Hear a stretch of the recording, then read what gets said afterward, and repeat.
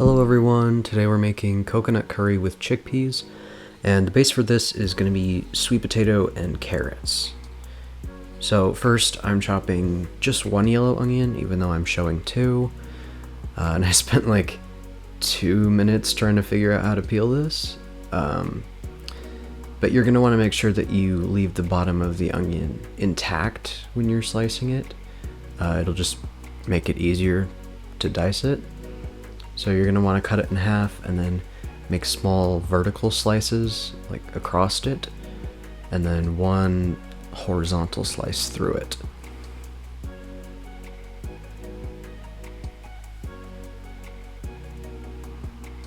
This way when you turn it and then start chopping, it makes even pieces. This recipe is very customizable, even though it's not quite a beginner recipe. So if cutting onions is too difficult, stores do sell pre-chopped white onions. And white onions honestly are virtually indistinguishable from yellow onions when they're cooked down. So feel free to use those. And then you're going to want to do the same thing to the other side of the onion. And then you have a chopped onion. Congrats.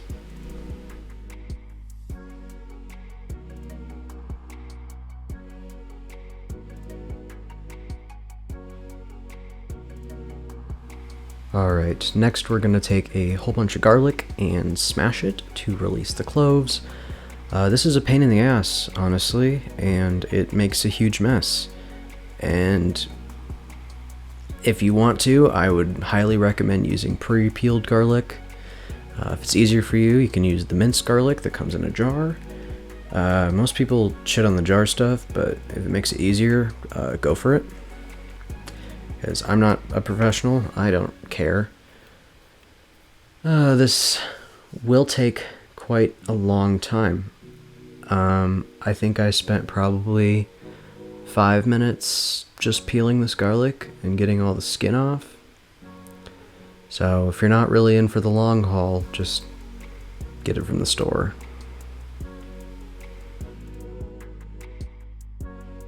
Alright, after I got most of the skin off and the outer layer of the skin off, then I just go in with the flat part of the knife and I gently smash the garlic to remove the final layer of skin.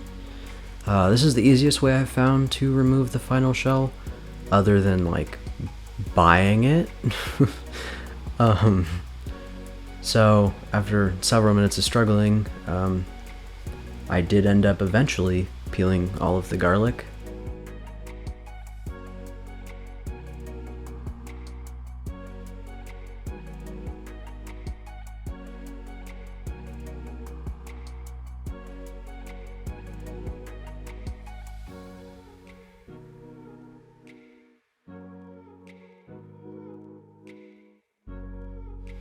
Next we're gonna roughly chop it, making sure to cut off like the very ends of it first. You can mince or dice it in the like nice little cubes that people do, the same way you do the onion. But honestly, I wouldn't, because it's not super important for this recipe and it takes a long time. And yeah, quite honestly, this recipe, it's all gonna be cooked down anyways, so you're not gonna be able to tell if you spent another 10 minutes dicing it, so I recommend just roughly chopping.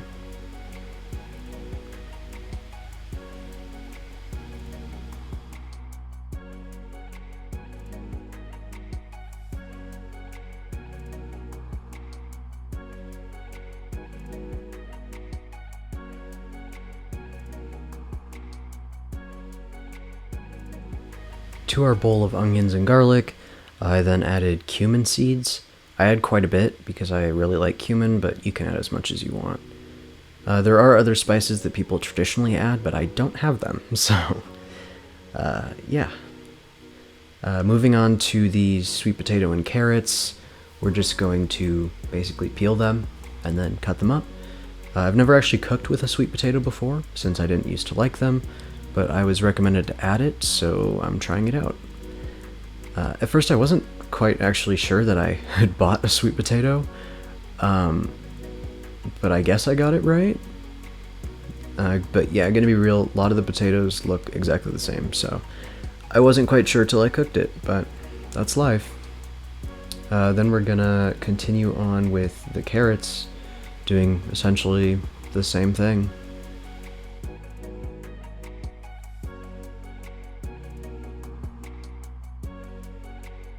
Once we're all done peeling, we're gonna move on to chopping. So for the carrots, I just cut off the tops and the bottoms before I halved them, and then halved the halves. So then I simply cut it into small slices, and it was golden. I guess essentially it'd be, you're cutting them into quarters and then chopping them.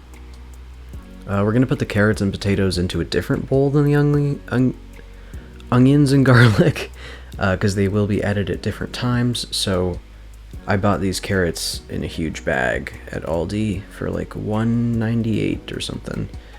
So this is a pretty affordable recipe, though they may be more expensive depending on where you live. Here I'm only using about 4 carrots and 1 sweet potato, but you can add more if you want. So after the carrots, we're doing the sweet potato, and I was incredibly confused by this because I have never seen the inside of a sweet potato, and I assumed it looked like a normal potato. So when it was spongy inside with white, I naturally assumed it would probably kill me. But eventually I decided it was probably fine. I have survived falling like a quarter mile down a mountain at least once, so I'll probably live.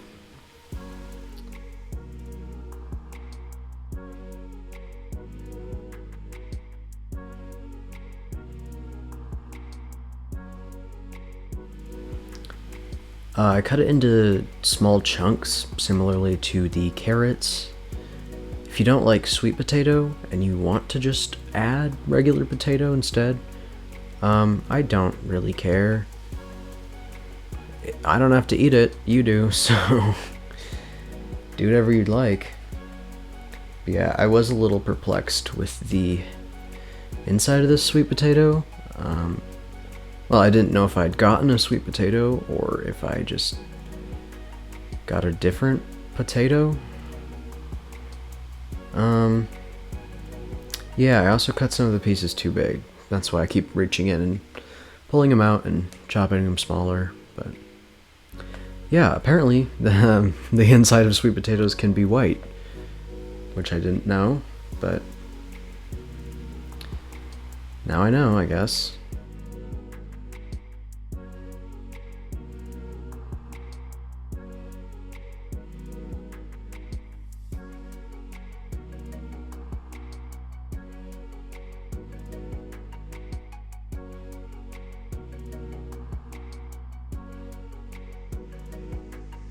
Also wanted to add, I did get these sweet potatoes from Aldi as well, and I believe they were like something like 85 cents a piece or something, or it might have been 99 cents a piece.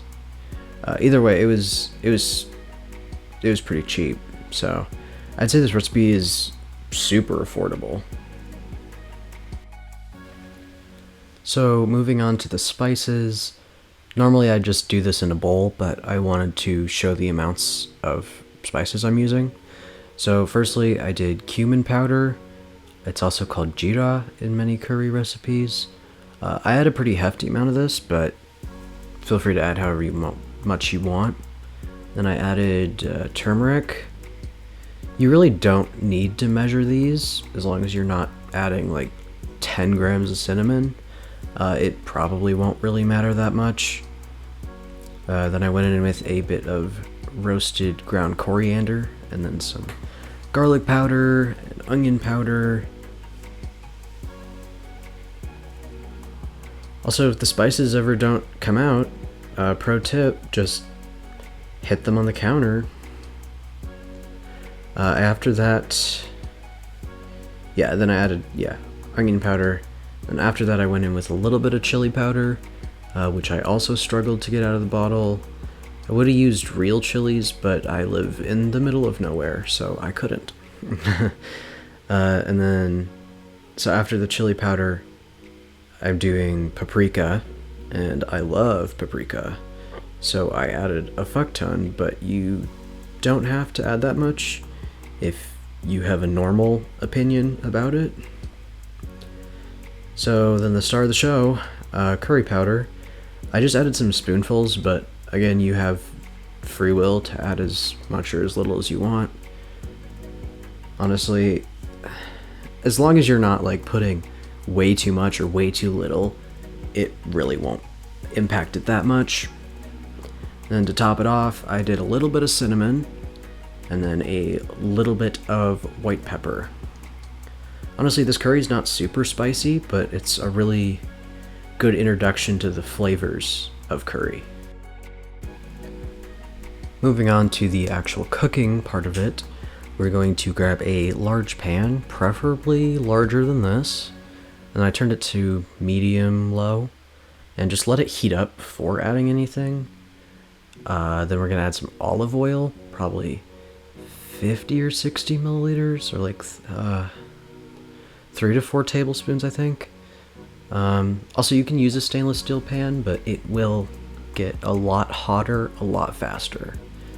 So after letting the oil heat up, we're going to make sure to sufficiently coat the pan.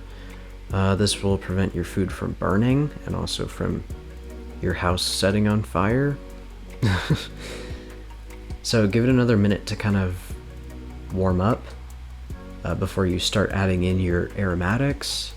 So that's going to be your onions, garlic, and any whole spices that you choose to add.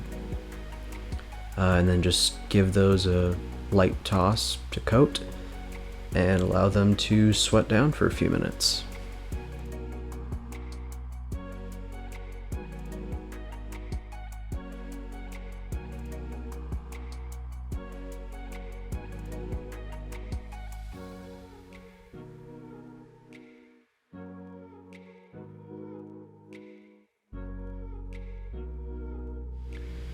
So once the onions have had time to sweat out, maybe a few minutes or so, they'll begin to turn translucent, and then that's when you're going to want to add in your dry spices, and you're going to want to stir them in really well. You'll notice that the spices do absorb most of the oil, which will be fixed by deglazing the pan. So you're going to want to make sure that the spices have really soaked up all that oil before you move on to the next step.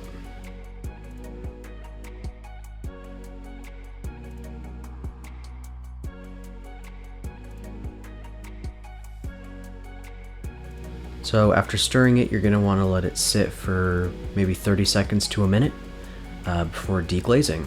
So deglazing will reintroduce moisture to prevent sticking. So I'm using white wine vinegar, but you can use any vinegar like rice vinegar or even just water will work if you don't have anything else.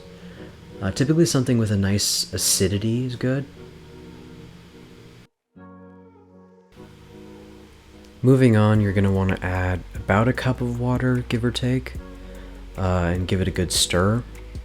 So this cup of water will prevent it from burning on the bottom or getting too dry, because this recipe does lose a lot of steam and moisture in the process of cooking, so the water is definitely necessary.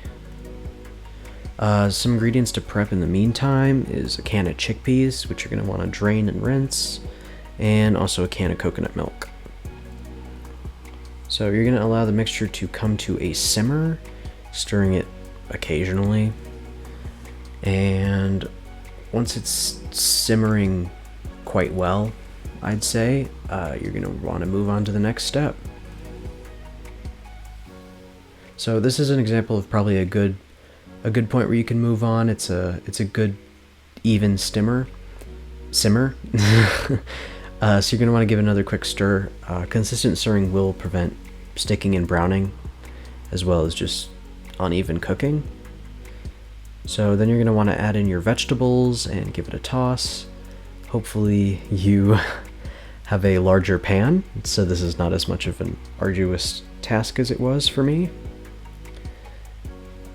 Yeah, you're just going to want to do your best to really coat the vegetables.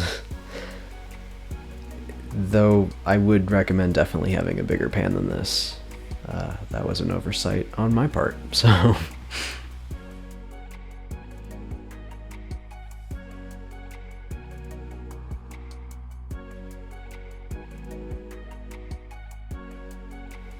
After you finally get it all stirred up, you're going to add in 6 to 8 ounces of stock. I'm using vegetable stock, but you can use beef or chicken if you'd like. It won't really change the taste that much. Then just kind of give it another quick stir. This curry is, I'd say it's pretty time consuming. It does take probably, I'd say maybe 2 hours between prepping everything. But let's be real, what else are you doing today, you know? So you're going to want to cover it with a lid and then let it sit for 5 to 7 minutes.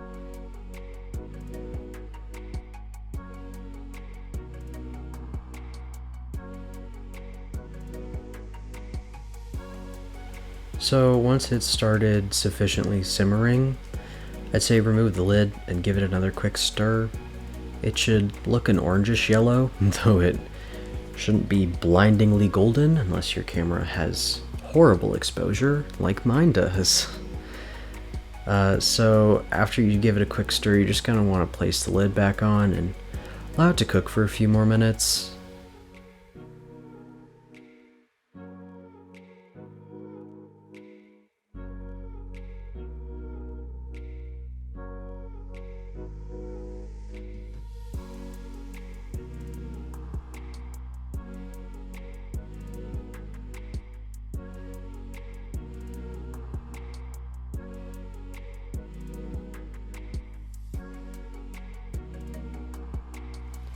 So after a few minutes, I already took the lid off before I hit start, but after a few minutes when you're going to want to take the lid off and then give it another stir.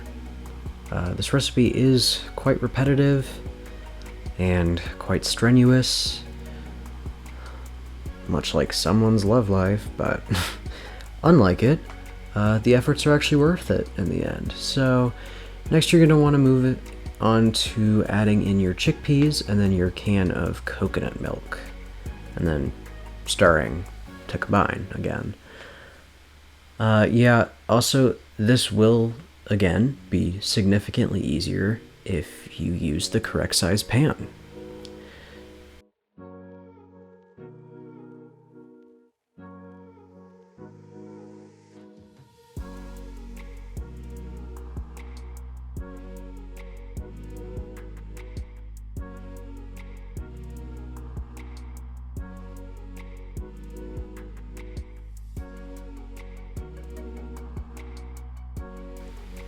I also added more turmeric because it wasn't quite that golden color I was wanting. So if you want it to be more yellow, just add more. And then after cooking for a few more minutes with the lid on, I added a good bit of salt. I use a salt grinder, but I'd say this was maybe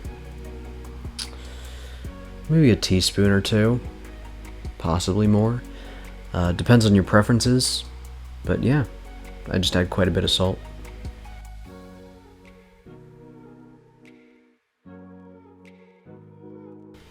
So allow the curry to simmer, I'd say with the lid on for another 5 to 7 minutes. The nice thing about this recipe is that it is naturally like gluten-free and like dairy-free, as well as like vegetarian, vegan. I believe it's also pine nut and shellfish free. The only diet I wouldn't recommend this for is pure carnivores, to whom I frankly wouldn't recommend any of my videos. So after a couple minutes, remove the lid and allow it to simmer on medium-low, but closer to low, until it reaches your desired consistency. I don't really like soupy textures, so I allowed mine to simmer for another 8-ish minutes with the lid off. Keep in mind that it will solidify as it cools off, both due to the steam evaporating and also the coconut milk. This also means that if you keep it in your fridge, you're going to want to definitely reheat it before eating. otherwise it will be quite thick. So after that extra 8 minutes, this is roughly what mine looked like, but it was still a little bit liquidy. But remember again, I mean, it does solidify quite a bit. So I removed it off the heat and then on to dishing it out. Overall, this recipe is quite simple, though a bit time consuming. The only reason I really wouldn't consider this a beginner recipe is because of the number of ingredients and the specificity of certain ingredients, like curry powder or coriander. But if you made it this far, congrats! You've successfully cooked coconut curry with chickpeas. Thanks for watching. Make sure to like and subscribe if you enjoyed the video. And if you did enjoy the video, there will be more to come, so make sure to keep an eye out for that. Bye!